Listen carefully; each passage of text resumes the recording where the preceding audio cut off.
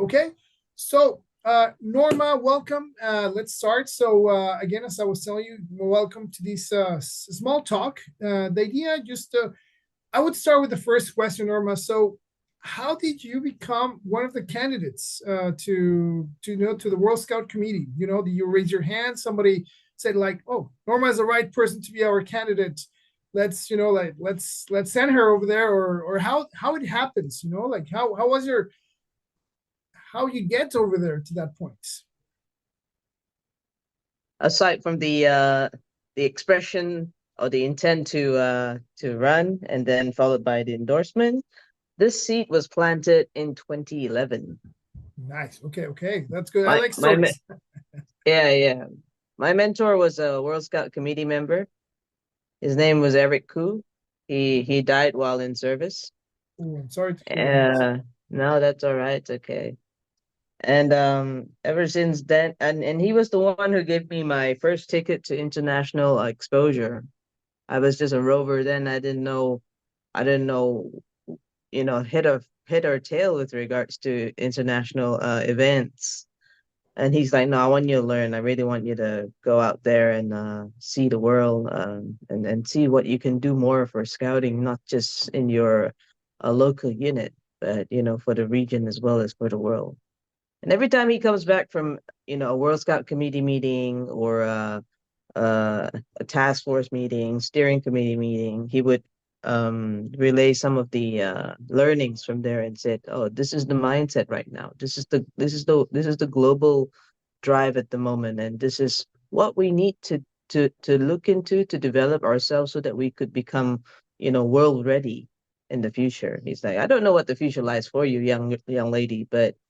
You look like you got potential. So um perhaps, brush up a bit on this, maybe start looking into studying like this and start looking into your career to be someone like this. And hopefully that could pave the way for you to and at the time the tagline was creating a better world.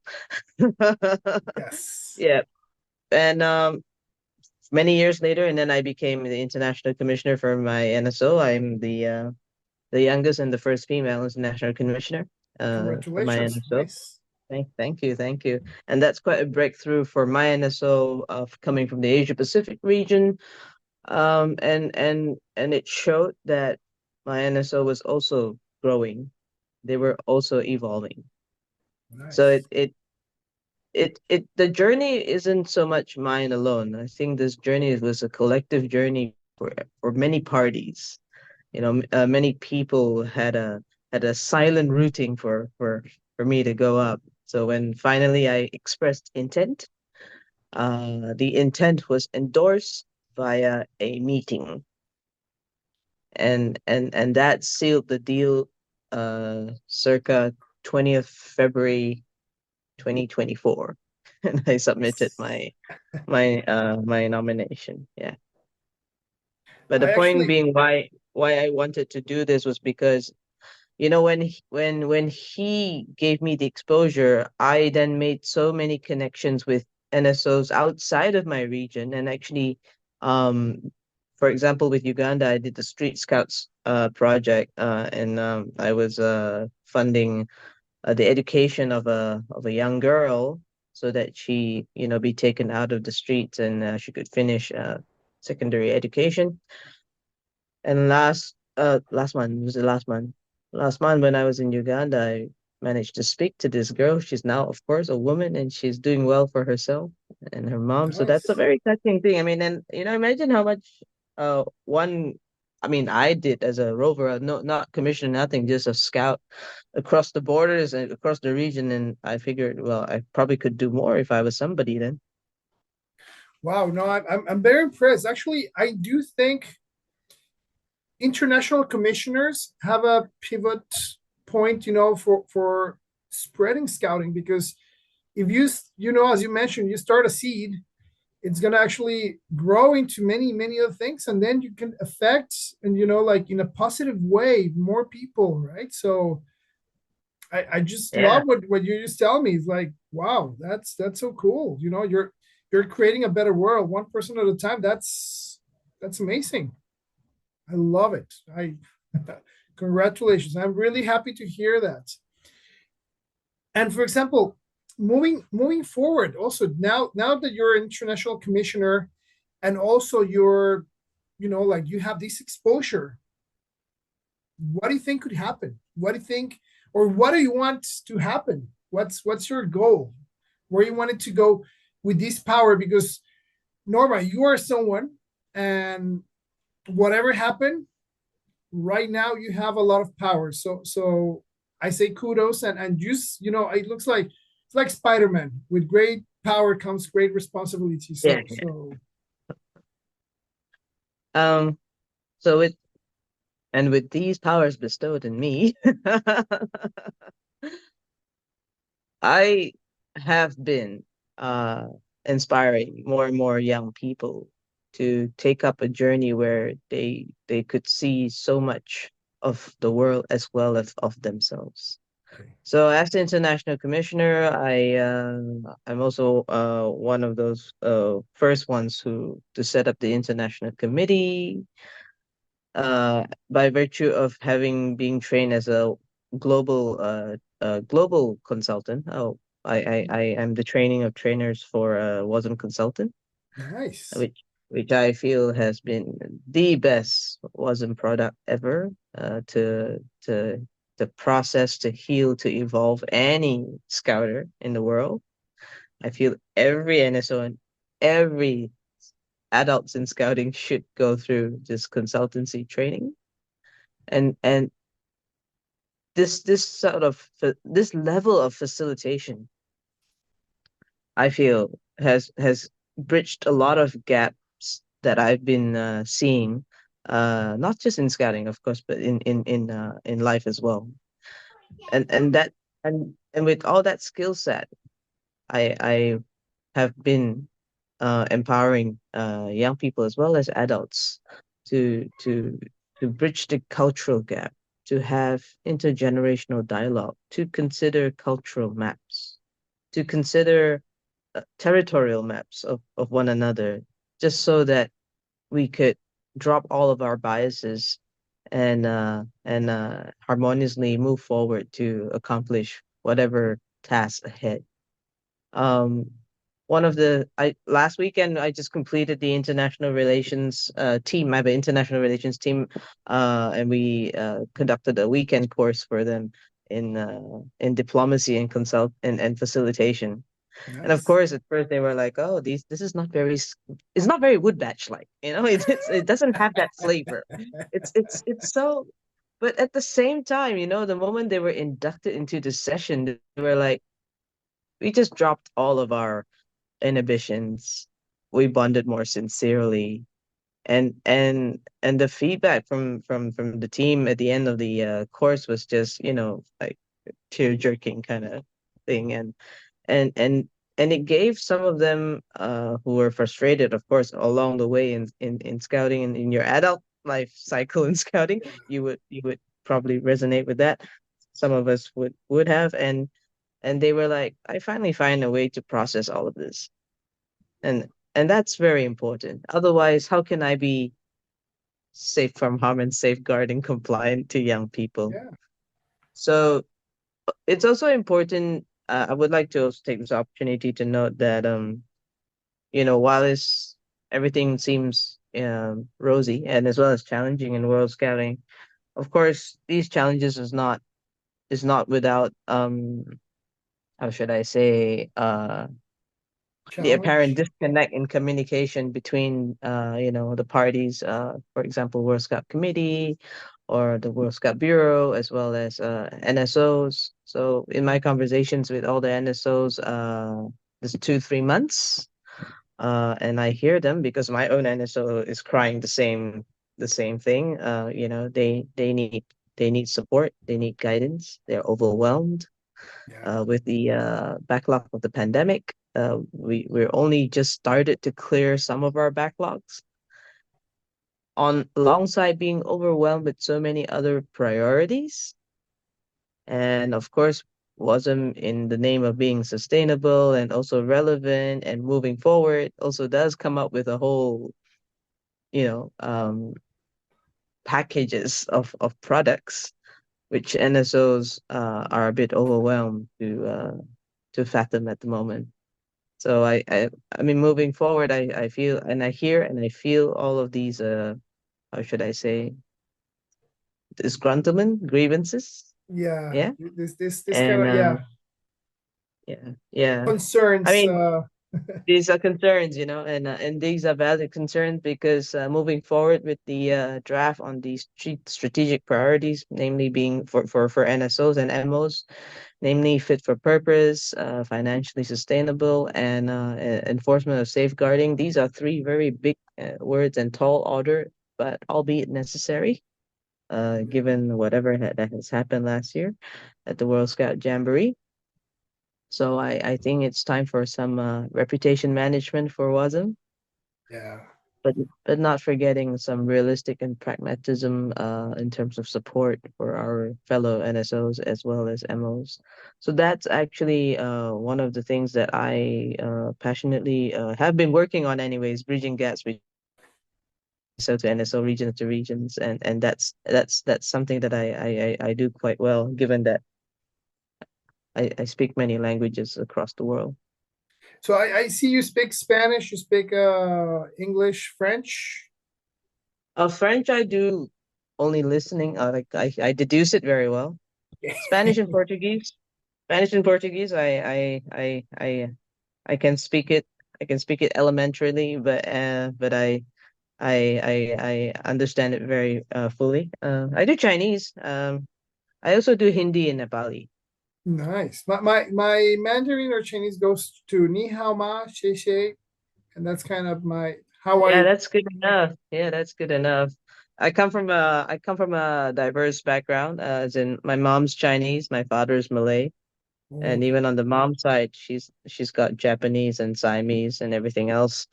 Um, I don't know how much you know about my country. We've got a lot of public holidays. We've got gazetted public holidays for the Chinese, for the Indians, for the Malays, and from some of the indigenous festivals, and yes, and Christmas as well. And we all and so my family celebrates all of it. nice. That's good. You know, to be part of all the parties, that's the most important thing. No, I like it. To be honest with you, I am a little bit disconnect.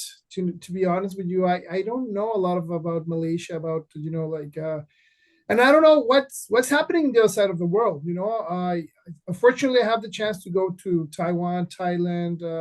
I passed through Hong Kong, Japan, but I was a tourist. I was not, I would say Taiwan. I was in a World Scout mood over there, so I was able to explore the whole city, the whole island. So that was pretty neat.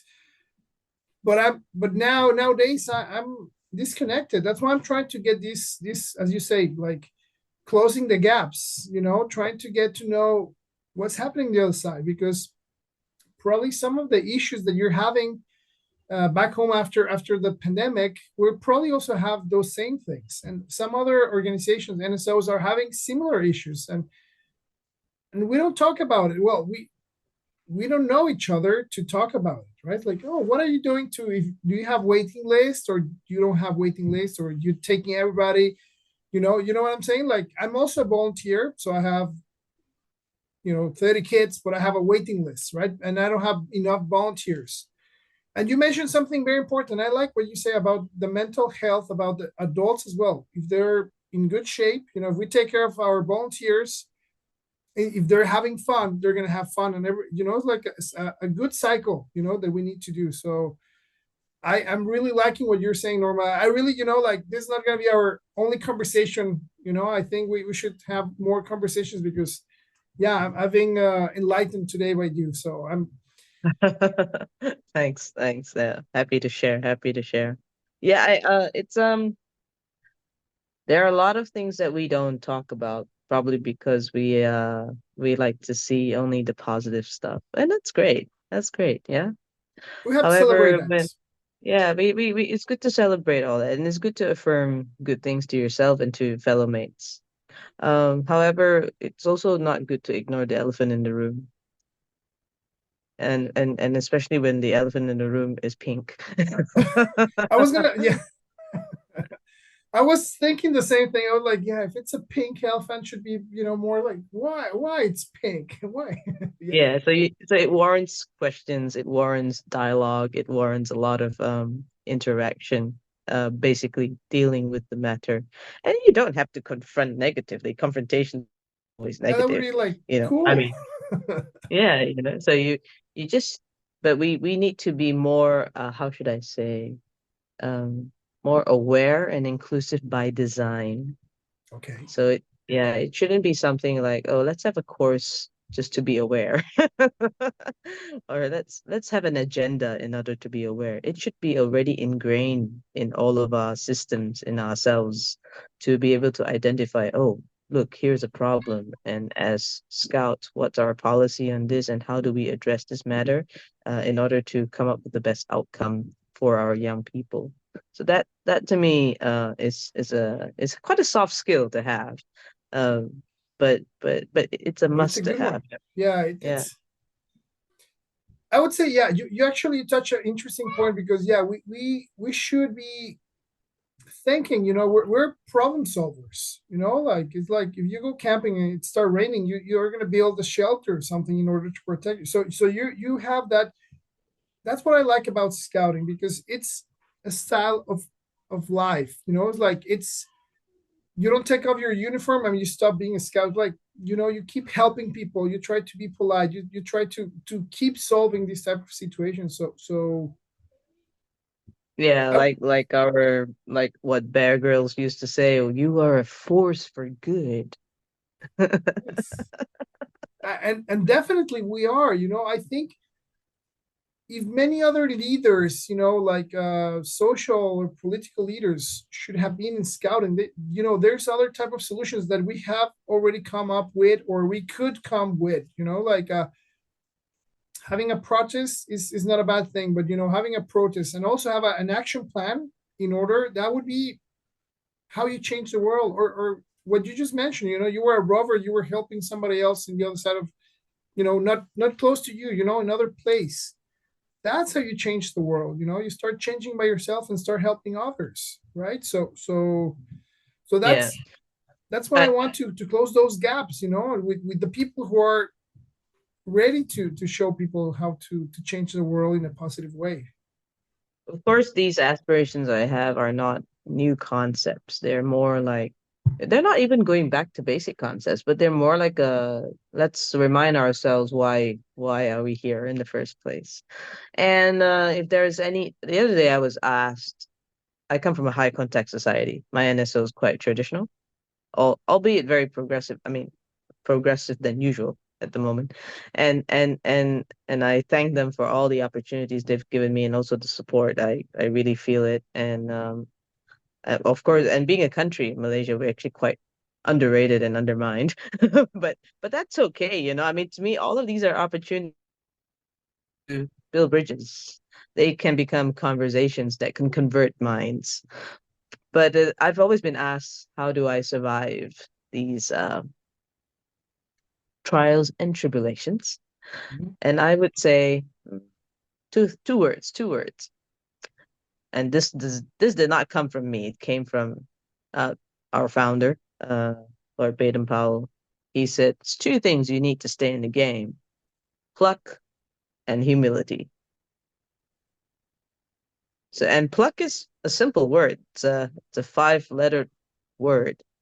But what pluck is literally street smart, like being street smartness, you know, and the ability to to to basically have skills. You have the skill, you have the soft skill to observe, you have the ability to foresee, and the ability to crunch it, the ability to absorb it, process it within you, and see how you can use this to help other people. And of course, this kind of superpower needs to be accompanied with humility, because at the end of the day, you don't want to come off as being arrogant or whatever. But more Yeah. importantly, it's for you, you know, for that person, for me, to always take a step back after taking so many steps forward. Take a step back so that you can look beyond and see beyond what you see. I have a motto. I in life, I feel like if you know you have a if you want to have an agile life while moving forwards in this complicated world, life is like many sprints.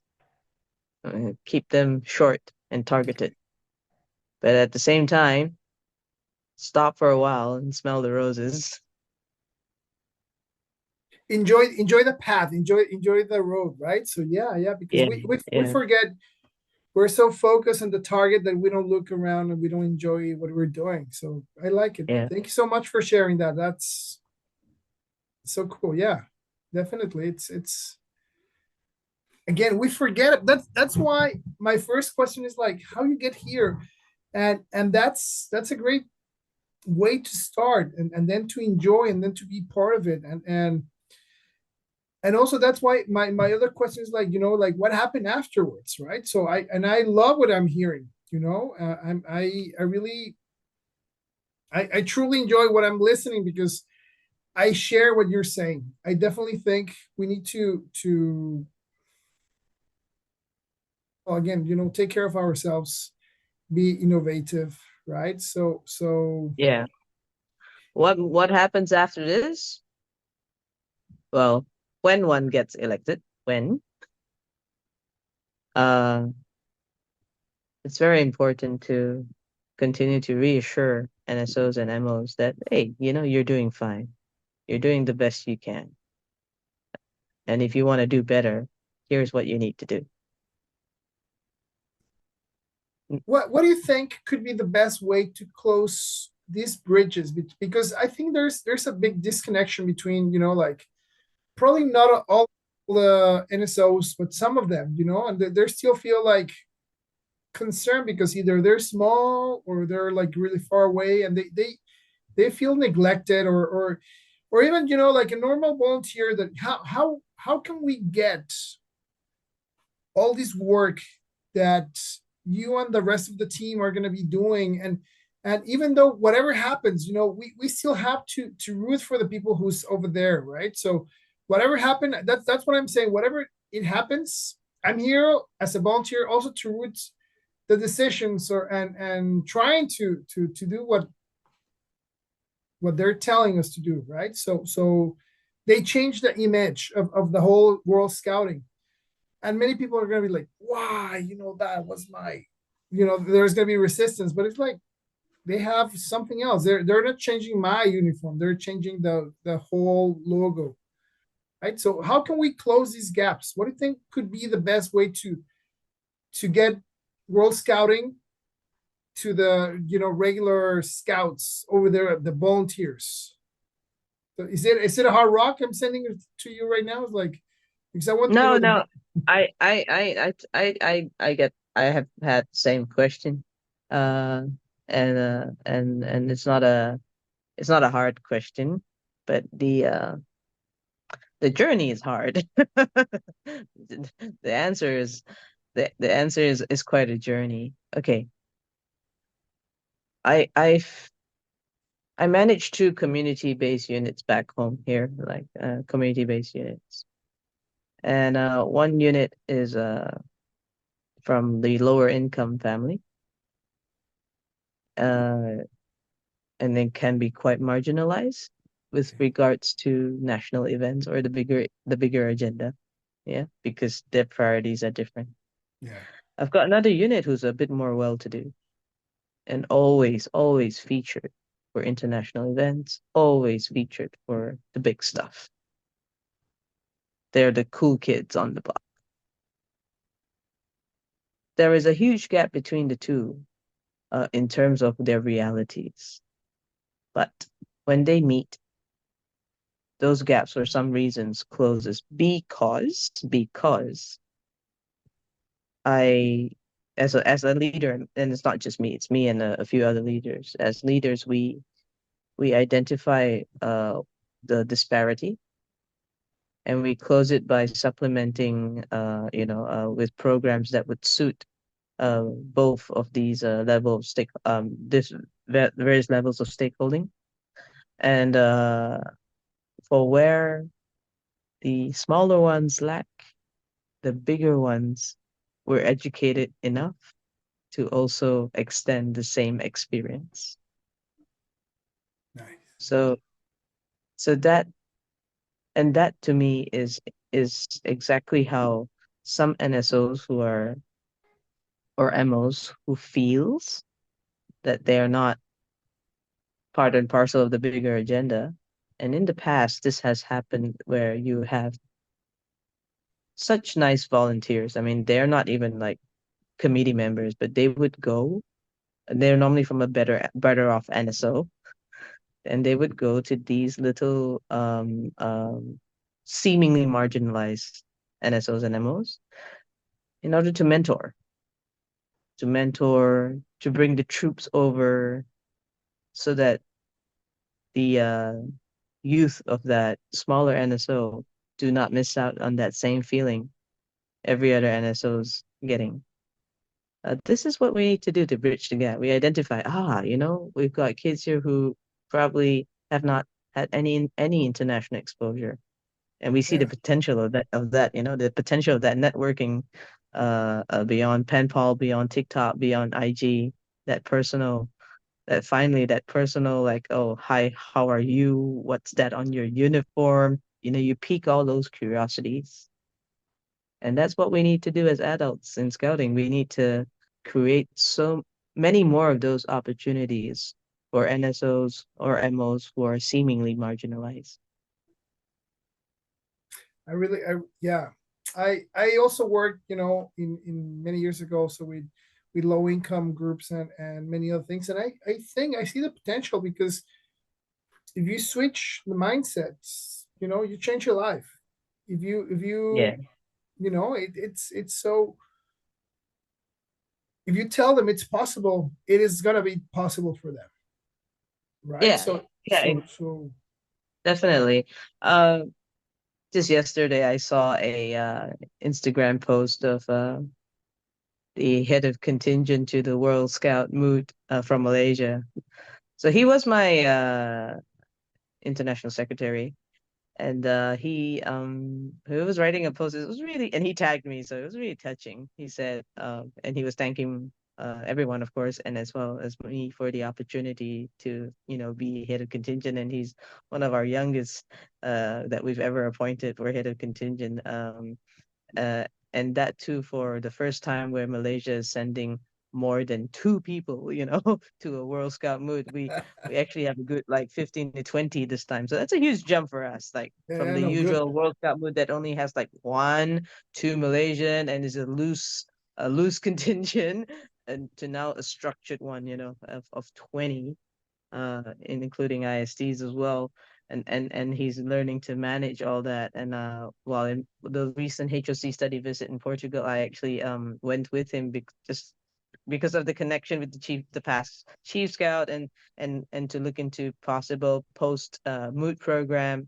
And he was new at the industry or at the job, so I took the opportunity to connect him with my friends from Portugal, with my contacts in Portugal, with the existing influence, also infect him with it so that he could be seen, heard, and remembered, so that come the time where at the moot, basically, and even now, he's getting all the information and the support and exercising the leadership to manage the contingent. And so he was thanking all of that, and I felt, yeah, that was what Eric did for me.